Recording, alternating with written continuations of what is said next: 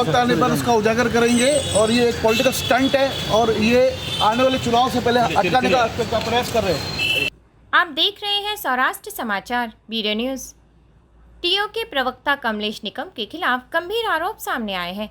रविवार को आयोजित पत्रकार परिषद में पीड़ित महिला और उसके पति ने निकम को सुपारीबाज करार देते हुए दावा किया कि वह जय किशन परवानी, अजित माखीजानी और राजेश टेकचंदानी सहित अन्य लोगों के साथ मिलकर शहर के कई पीड़ितों से लाखों रुपए वसूल चुका है। आरोप लगाने वालों का कहना है कि उनका भी मामला पहले कमलेश निकम और राजेश टेकचंदानी के पास गया था। इसके बाद इसे परवानी और माखीजानी तक पहुंचाया गया। पीड़ित महिला और उसके पति ने बताया कि एक पीड़ित से 4 एपिसोड यूट्यूब पर चलाने के नाम पर 15 लाख रुपए वसूले गए, जबकि एक अन्य मामले में 4 लाख रुपए लिए गए। उन्होंने कहा कि ऐसे कई मामले धीरे धीरे उजागर होंगे, जिससे इस टीम की असलियत सामने आएगी। इस संगीन आरोपों के बाद शहर में खलबली मच गई है और लोग कमलेश निकम समेत अन्य आरोपियों पर सख्त कार्रवाई की मांग करने लगे हैं। इस मामले में 8 लोगों के खिलाफ मामला दर्ज किया गया है और 2 आरोपी सुनील चुग और जाकी उर्फ जाकी किशन परवानी को गिरफ्तार कर लिया गया है। अन्य 6 फरार आरोपी अमता चुग, भारती चुग, रंगीला उर्फ दीपक मंगतानी, अजित माखीजानी, रेखा उर्फ भाविका राजू कपलानी और मुस्कान चुग उर्फ मुस्कान कुणाल भाटिया फरार है, जिसकी पुलिस तलाश कर रही है। आइए जानते हैं पत्रकार परिषद में क्या कहा गया है। मेरा नाम सपना चुग है और जिन राहुल चंदनानी नाम है मेरा। सर, कोई भी करवाना नहीं चाहेगा, लेकिन इन लोगों ने मुझे काफ़ी टॉर्चर किया, मुझे काफ़ी बदनाम किया मीडिया पे, तो मुझे करवाना पड़ा। क्यों बदनाम किया इन लोगों ने? सर, एक्चुअली मैं आपको स्टार्ट से बताती हूँ स्टोरी। मेरा एक्चुअली फर्स्ट डिवोर्स हुआ था। मेरी फर्स्ट अरेंज मैरिज हुई थी, जिसमें हमने म्यूचुअली डिवोर्स किया। इन लोगों को मतलब वो चीज़ अच्छी नहीं लगी, या इन लोगों ने वो चीज़ का इतना तमाशा बना लिया। तो जो फर्स्ट मैरिज से मेरी जो भी स्त्री धन वगैरह, थोड़ा गोल्ड, मेरी सेविंग से जो मेरा गोल्ड था, वो मैंने सब पापा के पास रखा था। कोई भी लड़की पापा के पास ही रखेगी, मैं अपने पापा के पास ही रहती थी। तो मैंने जो भी वहां पे रखा था, मैंने उनसे मांगा। तो मेरे भाई ने बोला कि नहीं, मैं नहीं दूंगा, तू जब तक हमारे पसंद के लड़के से शादी नहीं, वो दिल्ली में कहीं मुझे किसी कोई तो आदमी 2 बच्चे के बाप से शादी करवाना चाहता था। मैंने बोला नहीं, मैं नहीं करूंगी उधर। मेरी एक फ्रेंडशिप है किसी से, मैं वो लड़का मुझे पसंद है, मैं उसी से ही कराऊंगी। मैंने पापा से काफी टाइम उनकी बात भी करवाई थी। पापा को वो लड़का अच्छा भी लगा था और ये उनसे मिलने भी आने वाले थे, मिलने के लिए, शादी के लिए। इस बीच मेरे पापा की डेथ हो गई, हार्ट अटैक से उनकी डेथ हुई। तो उसके बाद ही मेरे भाई के मन में इतनी, मेरे भाई और भाभी दोनों, इवन उनके मन में इतनी लालच आ गई, वो लोग मुझे टॉर्चर करने लगे, मुझे फोर्स करने लगे कि एक दिल्ली में कोई तो 2 बच्चों का बाप था, उनके साथ शादी करने के लिए मुझे फोर्स करने लगे। बट मैंने बोला नहीं, मैं अभी करूंगी तो अपने पसंद के लड़के से ही करूंगी। तो फिर मेरी इनके साथ शादी हुई, राहुल चंदनानी से मेरी शादी हुई। मैं शादी करके 2 साल एमपी चली गई, क्योंकि उनका वहां पे बिजनेस था। लॉकडाउन में उन्होंने अपने कजन के साथ बिजनेस स्टार्ट किया था, तो मैं 2 साल एमपी चली गई। तो फिर मैं वहां से जैसे रिटर्न आई, तो मैंने फिर से अपने भाई से अपना गोल्ड, जो मेरी सेविंग्स वहां पे गोल्ड पड़ा था, मैंने उनसे मांगा। तो उन्होंने बोला नहीं, मैं नहीं दूंगा, और ऐसे करके झगड़ा करके मुझे जल्दी करके निकाल दिया। थोड़े मंथ्स में मुझे पता चला कि इन लोगों ने एक फेक रिलीज डेट बनाई है, जिसमें मेरा कहीं भी नाम ही मेंशन नहीं है। मैं लीगल हेयर ही नहीं दिख, उसमें मेरा नाम ही नहीं था, लीगल हेयर्स में नहीं थी उसमें। तो फिर उस बेसिस पे मैंने आरटीआई डाल के मैंने वो रिलीज डेट निकलवाई।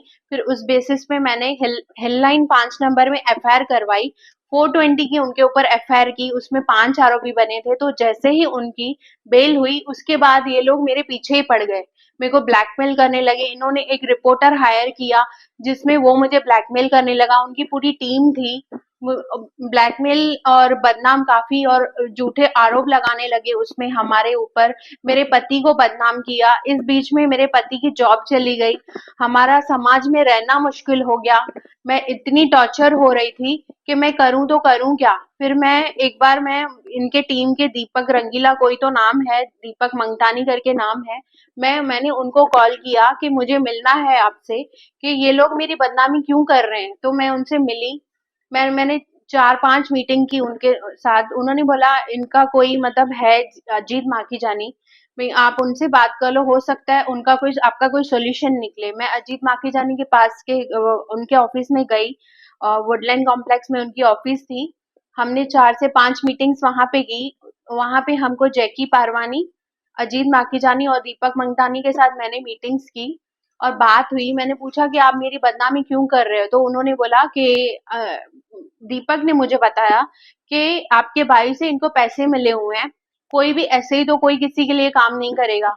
तो मुझे वो लोग ब्लैकमेल करने लगे, आप अपना हिस्सा छोड़ो और जो भी है केसेस अपने वापस लो, नहीं तो हम आपके ऊपर झूठी एफआईआर करवाएंगे और झूठी गुनाह दाखिल करवाएंगे, सीरियस मैटर में आपके पति को कभी बेल ही नहीं होगी, मुझे टॉर्चर करने लगे। ये सब मैं एक रिकॉर्डिंग करके, मैं एक्चुअली कैसे अपनी सेफ्टी के लिए मैंने रिकॉर्डिंग की।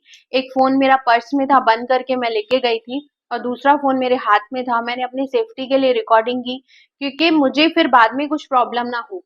तो उस रिकॉर्डिंग में सब है, वो पुलिस के पास है सब। मैं उन्हें उनको पूरा सबमिट किया है, उन्होंने मुझे काफी सपोर्ट किया। और ये लोग बोल रहे थे कि आप अपना हिस्सा छोड़ो, अपने भाई को लिख के दो, आपको पापा की प्रॉपर्टी में कुछ भी नहीं चाहिए तो हम आपकी बदनामी में। मैंने उनको हाथ जोड़े, पैर पड़े। मैं जिंदगी में किसी के आगे नहीं रोई हूँ, मैं बहुत फाइटर हूँ, मैंने लाइफ में बहुत फाइट की है, लेकिन मैं इनके सामने गिड़गिड़ाई कि मेरी बदनामी मत करो, कि मेरा बाहर निकलना मुश्किल हो गया है। फिर भी उन लोगों को वो नहीं माने, मुझे टॉर्चर करने लगे। मैंने सर 8 लोगों पे किया है, जैसे कि सुनील चुग, अमृता चुग, भारती चुग, जयकिशन पारवानी, रंगीला, दीपक मंगतानी, अजीत माखीजानी, रेखा, भाविका, राजू कृपलानी, मुस्कान चुग, मुस्कान कुणाल भाटिया। एक्चुअली ना इन लोगों को मना कैसे इन लोगों ने ना पूरी टीम बना के षड्यंत्र रचा। कैसे वो होता है ना, एक टीम वर्क होता है कि कैसे इसको एक्सॉर्ट करना है, ब्लैकमेल करना है और कैसे इसका हिस्सा हड़प लेना है।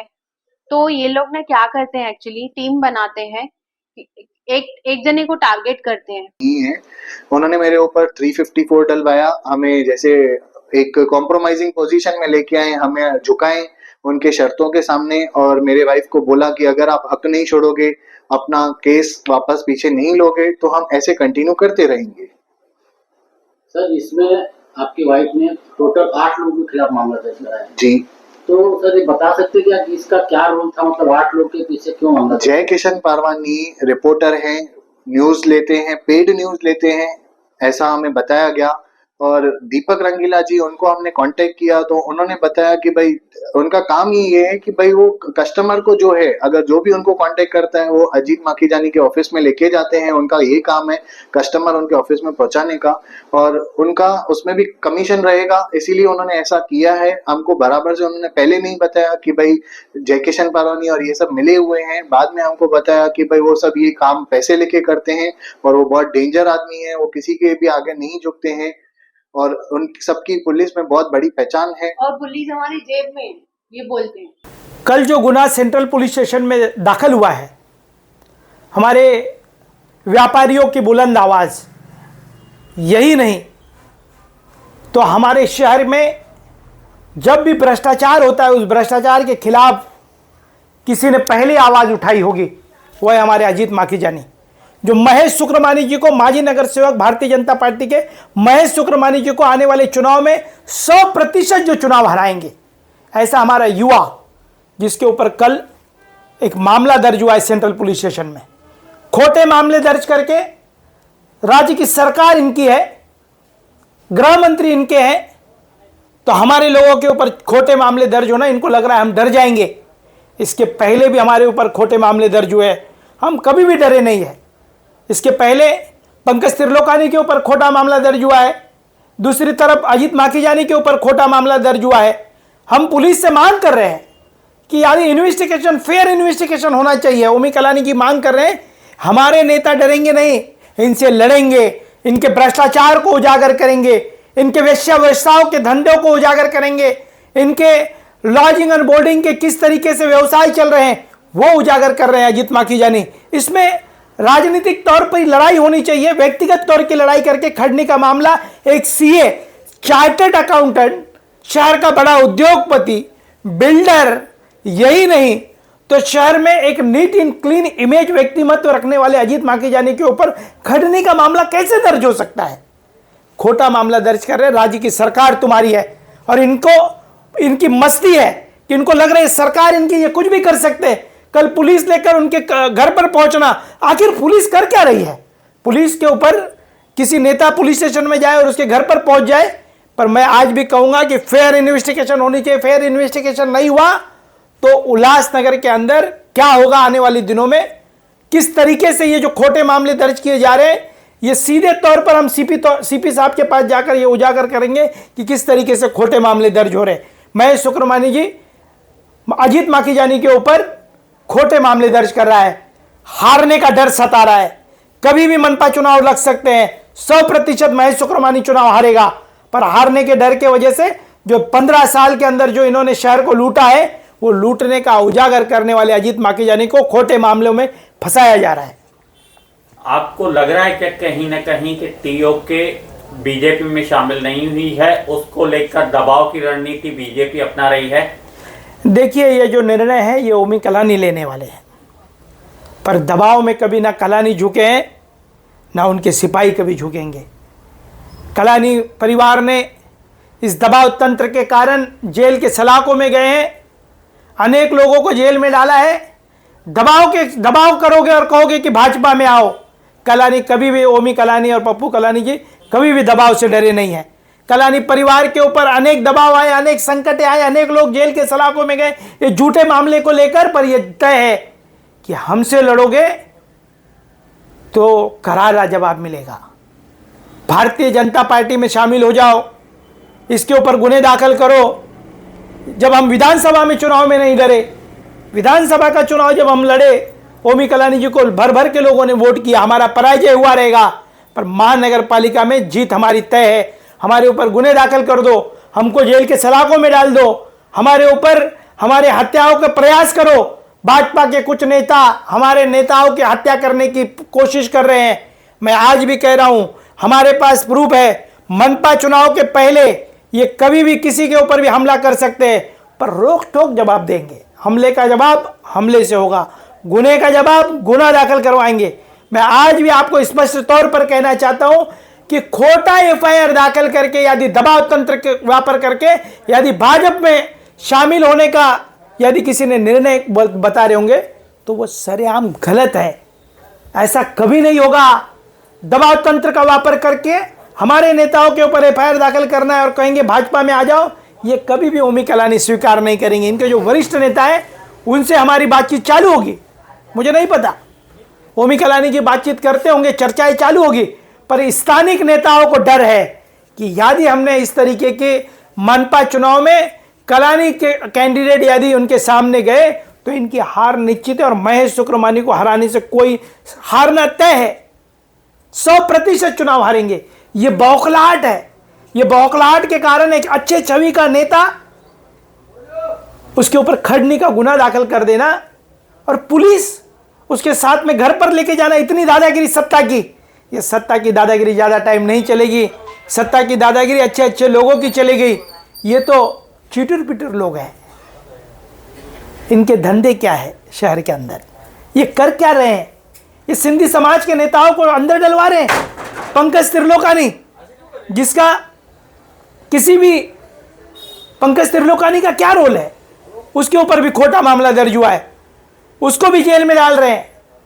इसके पहले मुझे जेल में डाला है, संतोष पांडे को डाला है, मनोज दासी को डाला है, अब अजीत माखीजानी को डाल रहे। कितने भी खोटे गुने दाखिल कर लो, कलानी का मां पर बैठने से कोई रोक नहीं सकता। मैं दावे के साथ कह रहा हूं कि दबाव तंत्र का व्यापार करोगे तो कोई फर्क नहीं पड़ेगा। जिस और मजबूत होकर अजीत माखीजानी निकलेंगे और संघर्षात्मक नेता बनेगा हमारा, और चुनाव जरूर जरूर महेश शुक्रमानी को हराएंगे। ये जो खोटा मामला खड़ने का दाखिल हुआ है, सोचो शहरवासियों, जो 100 करोड़ से भी ज्यादा जिसकी मालमत्ता है, जो बड़ा बिजनेसमैन है, जो सीए है, जो चार्टर्ड अकाउंटेंट के तौर पर शहरवासियों की समस्याओं को हल कर रहा है, जो व्यापारियों की बुलंद आवाज बनकर काम कर रहा है, जो 36 नंबर पैनल में करोड़ों का भ्रष्टाचार उजागर कर रहा है, वो कैसे खड़नी मांग सकता है?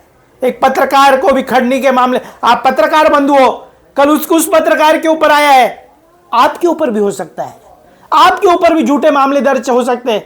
कल आपने उनके खिलाफ न्यूज चलाई तो क्या भारतीय जनता पार्टी का माजी नगर सेवक है तो उसके ऊपर पत्रकार और नेताओं के ऊपर खड़ने का मामला दर्ज होगा? पुलिस प्रशासन कर क्या रहा है? पुलिस से हमारी मांग है, ओमी कलानी की मांग है, फेयर इन्वेस्टिगेशन होना चाहिए, कहां पर भी किसी के ऊपर अन्याय नहीं होना चाहिए। मैं पुलिस विभाग से हाथ जोड़कर विनती करना चाहता हूं, आज राज्य की सरकार उनकी है, कल किसी और की होगी, परसों किसी और की होगी। यह बात याद रखना कि आपको इस महाराष्ट्र के अंदर ही सभी लोगों को एक साथ रहना है। राज्य की सरकार के दबाव में आकर यदि हमारे नेताओं के ऊपर ऐसे मामले दर्ज होते रहेंगे तथापित सहन नहीं किया जाएगा। ओमी कलानी स्टाइल में जवाब देंगे। फेयर इन्वेस्टिगेशन होना चाहिए, पुलिस ने फेयर इन्वेस्टिगेशन करना चाहिए। कल महेश शुक्रमानी सेंट्रल पुलिस स्टेशन में जाकर उनके घर पर पुलिस लेकर जाता है। आखिर पुलिस राज्य की, हमारी राज्य महाराष्ट्र की पुलिस है या ये इनके घर की पुलिस है?